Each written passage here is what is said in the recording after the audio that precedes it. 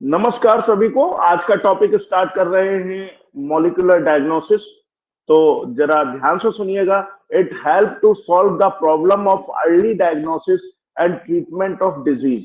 Molecular diagnosis में ये help करता है सॉल्व अर्ली डायग्नोसिस की प्रॉब्लम को और डिजीज को। आपने कई बीमारी ऐसी सुनी होंगी या कई आपने मूवीज वगैरह में देखा कि भाई जो ये बीमारी आपको इस स्टेज की है और ये पहले पता चल जाता तो हम आपको ठीक कर देते। यहाँ पर डायग्नोसिस और ट्रीटमेंट में मॉलिक्यूलर डायग्नोसिस आपकी है using conventional method of diagnosis. इसमें जो पहले से मेथड चले आ रहे हैं उनका यूज किया जाता है, जैसे सीरम या यूरिन। और यहां पर मुझे समझाने की जरूरत नहीं है शायद कि सीरम किसे कहेंगे। सीरम का मतलब होता है कि जो आपके ब्लड होता है में जब आप कुछ भी नहीं मिलाते हैं और उसको ऐसे हैं थोड़े समय के लिए और उसके बाद उसे सेंट्रीफ्यूज करते हैं तो उसके ऊपर जो वाटरी लिक्विड आता है उसको सीरम कहते हैं। Early detection of disease is not possible. तो कन्वेंशनल मेथड से जो सीरम और यूरिन एनालिसिस है इसमें अर्ली डिटेक्शन ऑफ डिजीज नहीं हो पाता। टू ओवरकम दिस प्रॉब्लम, इस प्रॉब्लम से बचने के लिए some molecular diagnosis techniques were developed that provide early detection of the disease. To overcome this problem, इस प्रॉब्लम से ऊपर आने के लिए या इस प्रॉब्लम से निजात पाने के लिए कुछ मॉलिक्यूलर डायग्नोसिस टेक्निक्स का इस्तेमाल किया जाता है। प्रोवाइड अर्ली डिटेक्शन, जिससे कि अर्ली डिटेक्शन पता चल सके डिजीज का। देयर एज फॉलोज, ये क्या है, इससे एक चीज आती है polymerase chain reaction. Polymerase chain reaction PCR. अब ये जो पीसीआर है ये क्या है? It help in early detection of ribose. Polymerase chain reaction है, ये help in early detection of disease और pathogen by the amplification of their nucleic acid. ये डिटेक्ट करने में हेल्प करता है डिजीज को या पैथोजन को एम्प्लीफाई करके उसके न्यूक्लिक एसिड को, यानी उसके न्यूक्लिक एसिड को ये एम्प्लीफाई करता है जिससे कि ये पता लगाता है। Low concentration of pathogen, pathogen का लो कंसंट्रेशन, जैसे पैथोजन सबसे पहले डिजीज कॉजिंग को पैथोजन कहते हैं। तो बैक्टीरिया है, वायरस है ब्लड में, does not allow it's detection by the conventional method. अगर कंसंट्रेशन कम है तो इसका पता लगा पाना मुश्किल हो जाता है बाय कन्वेंशनल मेथड के द्वारा। PCR amplify nucleic acid, PCR nucleic acid को एम्प्लीफाई कर देता है, बढ़ा देता है। To such pathogen even their concentration is very low. तो इसमें क्या है कि अगर उसकी संख्या बहुत भी कम क्यों ना हो फिर भी उसकी संख्या को जब एम्प्लीफाई कर दिया जाएगा तो उसको डिटेक्ट किया जा सकता है। आगे चलते हैं।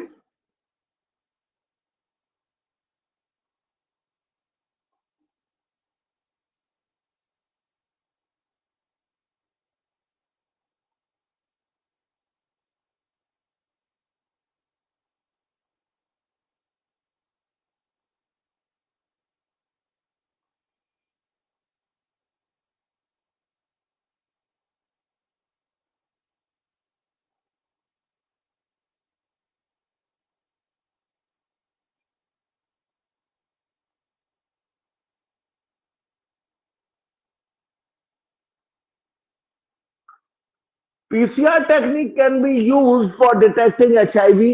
जो पीसीआर टेक्निक है ये एचआईवी डिटेक्ट किया जाता है ऐसे पर्सन में जिसमें आपको एड्स का खतरा, suspected cancer patient, genetic mutation जो हो सस्पेक्टेड होता है in case of cancer patient, identifying genetic disorder and in और किसी ऐसे ओवर जेनेटिक डिसऑर्डर में, मतलब क्या किया भाई, न्यूक्लिक एसिड का अमाउंट बढ़ा दिया, न्यूक्लिक एसिड का अमाउंट में जितना भी है उससे पता लगा लिया कि हाँ इसमें कोई पैथोजन वगैरह है। अब जैसे HIV जो सस्पेक्टेड 8% में होता है, जेनेटिक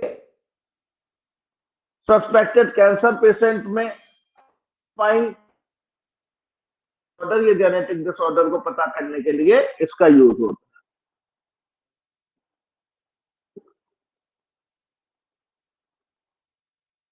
इसके बाद recombinant DNA technology, it is modern molecular technique. ये modern molecular it is done in the following step. इसके जो स्टेप है कौन से हैं?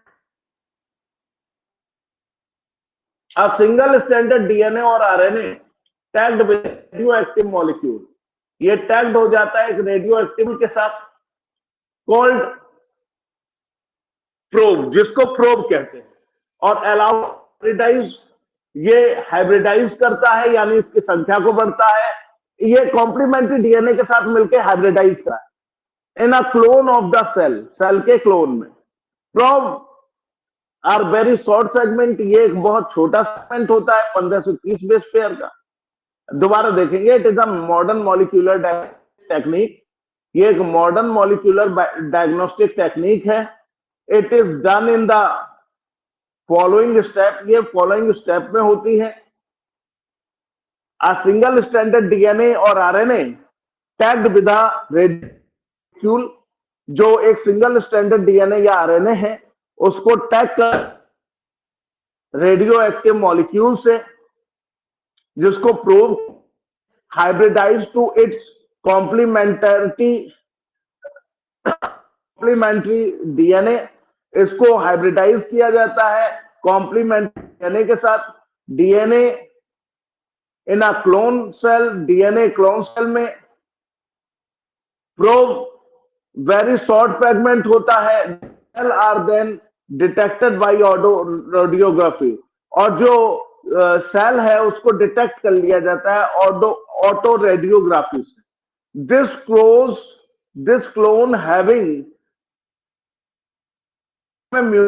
जीन होता है will not appear the photographic film पे दिखाई नहीं देता, because the probe will not have complementarity with the mutated gene, क्योंकि जो प्रोब होता है ये कॉम्प्लीमेंटेरिटी नहीं होता म्यूटेटेड जीन के साथ। DNA यहां पर हुआ, एक बार फिर से देखेंगे, ये एक मॉडर्न मॉलिक्यूलर डायग्नोस्टिक टेक्निक है। ये जो स्टेप में होती है उन स्टेप को देख स्ट्रैंडेड DNA या RNA को टैग कर दिया जाता है रेडियो एक्टिव मॉलिक्यूल से, जिसको प्रोब कहते हैं, को हाइब्रिडाइज होने दिया जाता है कॉम्प्लीमेंट्री DNA के साथ। फिर प्रोब एक बहुत छोटा फ्रेगमेंट होता है 15 से 30 बेस पेयर के, डिटेक्टेड और सेल को डिटेक्ट कर लिया जाता है ऑटो रेडियोग्राफी से। The clone having mutated gene, clone में म्यूटेटेड जीन होता है, ये जो म्यूटेट अपीयर नहीं होता फोटोग्राफिक फिल्म पर, because the probe will not have, कि जो प्रोब होता है उसमें कॉम्प्लीमेंटेरिटी म्यूटेटेड जीन के साथ होता है वो नहीं होता, यानी जो म्यूटेटेड जीन के साथ होनी चाहिए वो नहीं होती। इसके बाद आता है एलाइजा, एंजाइम लिंक्ड से, it is the antigen antibody interaction, ये एंटीजन एंटीबॉडी इंटरेक्शन पर बेस्ड है। बाय द पैथोजन कैन, जो होता है पैथोजन का, इसको डिटेक्ट किया जाता है by the presence of pathogen की इसमें एंटीजन है कि नहीं। प्रोटीन ग्लाइसेक्टा सिंथेसिस, और इसमें डिटेक्ट किया जाता है एंटीबॉडीज को जो पैथोजन के एक्सरसाइज हुई है। दोबारा देखेंगे, ये बेस्ड प्रिंसिपल है एंटीजन एंटीबॉडी इंटरेक्शन का। इन्फेक्शन बाय पैथोजन, जो इन्फेक्शन पैथोजन के द्वारा हो रहा है, कैन बी डिटेक्टेड है,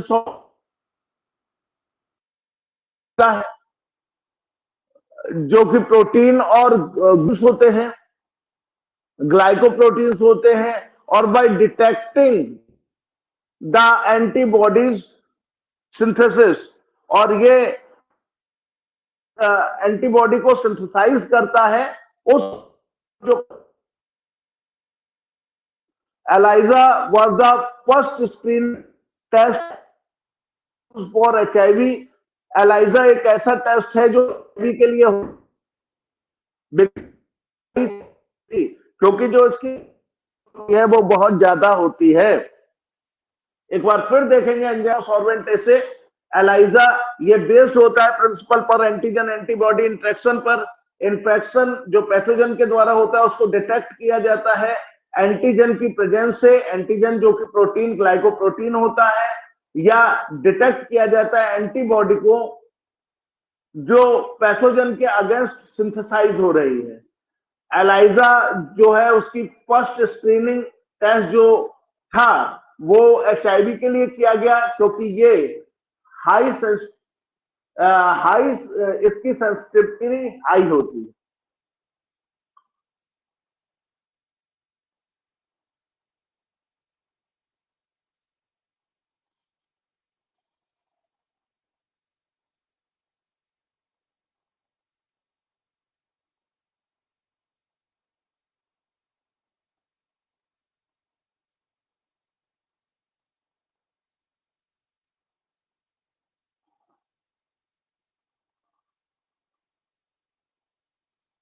आप पढ़ते हैं transgenic animal, these are animal that have their DNA manipulated to the process and express an extra gene। ये वो एनिमल होते हैं जिनका जो डीएनए होता है उसको मैनिपुलेट कर दिया जाता है और उसमें एक एक्स्ट्रा फॉरेन जीन डाल दिया जाता है यूजिंग आर डीएनए टेक्नोलॉजी। तो ध्यान रखिएगा, ट्रांसजेनिक एनिमल वो एनिमल होते हैं जिनमें एक्स्ट्रा जीन बाहर से डाल दिया जाता है।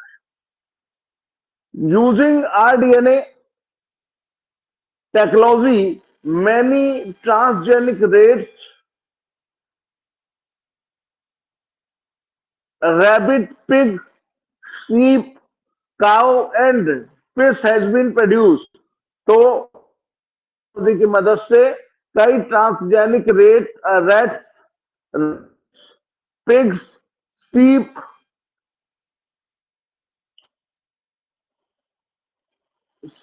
काउज और फिश जो है वो प्रोड्यूस की जाती है। Over 95% of all existing transgenic animal, लगभग 95% पूरे जो ट्रांसजेनिक एनिमल है उस वो माइस है, चूहे हैं। मतलब 100 में 95% ट्रांसजेनिक एनिमल में जो है वो चूहे हैं। Common reason for the developing transgenic animal include, जो कॉमन रीजन है जिससे ट्रांसजेनिक एनिमल जो है डेवलप होते हैं वो कौन कौन से? सबसे पहले study of normal physiology and development. Transgenic animal can be use to understand regulation of gene. जो ट्रांसजेनिक एनिमल है इनका इस्तेमाल, इनका use can be use to understand the regulation of gene. इनको अंडरस्टैंड किया जाता है जीन के रेगुलेशन से। Their effect on the normal function, इसका इफेक्ट जो नॉर्मल फंक्शंस पर की बॉडी पर, इसका development. Study of complex growth factor like insulin growth factor. देखिएगा, दोबारा देखिएगा, transgenic animal can be used to understand regulation of sense. तो जो ट्रांसजेनिक एनिमल्स है, इनका यूज किया जाता है अंडरस्टैंड करने के लिए जीन के रेगुलेशन को, इसके इफेक्ट को, नॉर्मल फंक्शन को।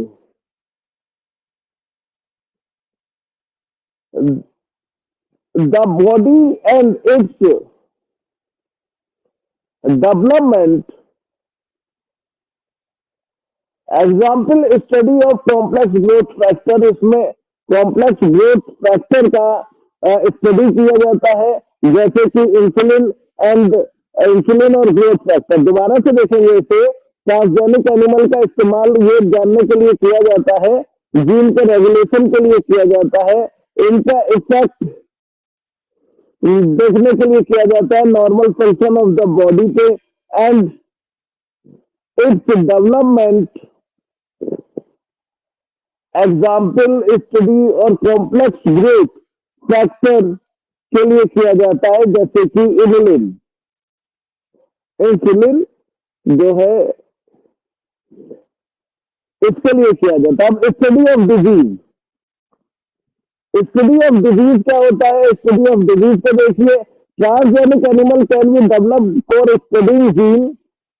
जो ट्रांसजेनिक एनिमल है, इनको डेवलप किया जाता है जीन की स्टडी के लिए, which are responsible for causing disease, जो कि डिजीज कॉज करते हैं ह्यूमन के केस में, और इनका ट्रीटमेंट किया जाता है। Transgenic models have been develop for many disease.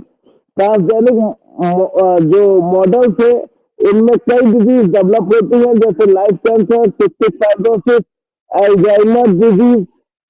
Through these model animal, we can study how gene contribute to the development of a disease.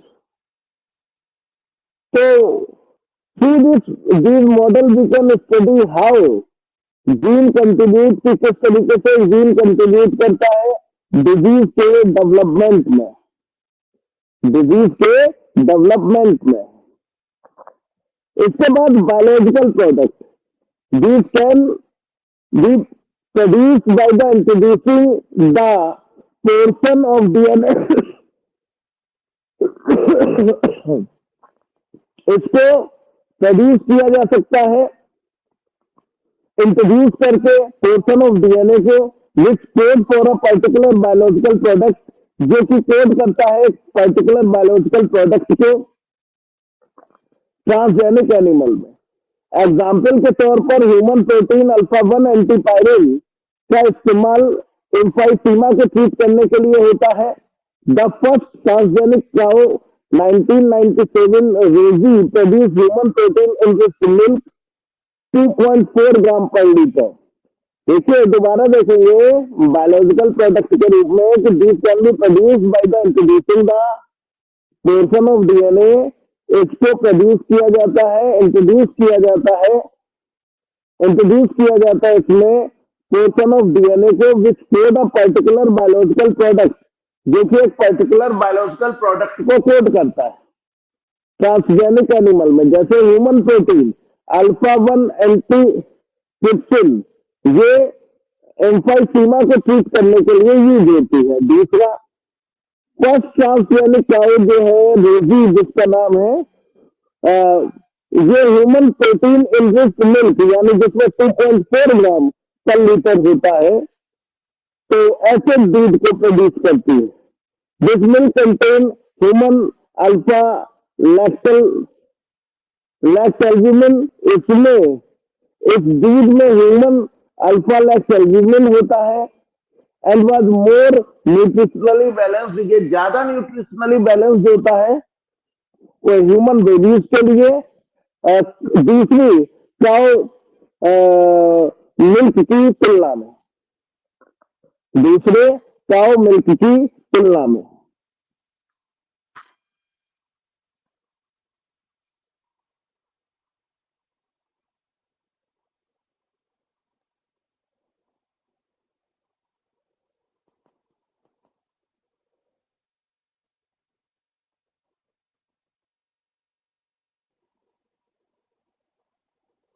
आप आगे चलिए, वैक्सीन सेफ्टी, वैक्सीन सेफ्टी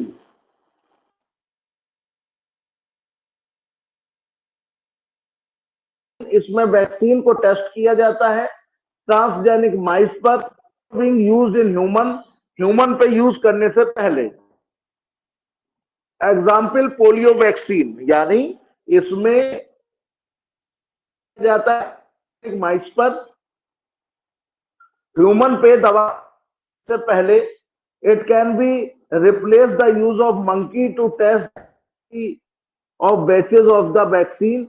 इसने जो ये ट्रांसजेनिक जो माइस है, इसने मंकी के इस्तेमाल को जो है रिप्लेस किया, जो है वैक्सीन के इस्तेमाल में। इसके बाद नेक्स्ट आता है chemical safety testing. Chemical safety testing known as the toxicity safety testing. जो केमिकल सेफ्टी टेस्टिंग है, इसका दूसरा नाम है toxicity safety testing. Can be done by using transgenic animal. Transgenic animal के द्वारा ये होता है। It is similar to the produce use for testing toxicity of drug. या टॉक्सिसिटी ऑफ ड्रग के लिए एक तरीके से इस्तेमाल होती है। The animal are made to carry gene. जो एनिमल है मेड टू कैरी जीन, ऐसे जीन को कैरी करता है which make more sensitive to the toxic substance, जो उसे ज्यादा सेंसिटिव बनाता है उस टॉक्सिक सब्सटेंस के लिए। That non transgenic animal, non transgenic animal के तुलना में। दोबारा देखेंगे इसे, केमिकल सेफ्टी टेस्टिंग को, chemical safety testing known as the toxicity या safety testing can be done by the using, यानी ट्रांसजेनिक एनिमल में जो टेस्टिंग होती है उसके बारे में ये है। It is similar to produce use for testing toxicity. इसका इस्तेमाल जो टॉक्सिसिटी टेस्टिंग के लिए होता है ड्रग्स की। एनिमल आर मेड, एनिमल ऐसे जीन कैरी करते हैं which make more to the toxic substance के लिए एनिमल की तुलना में। व्हेन टू टॉक्सिक सब्सटेंस से क्या effect in a short time.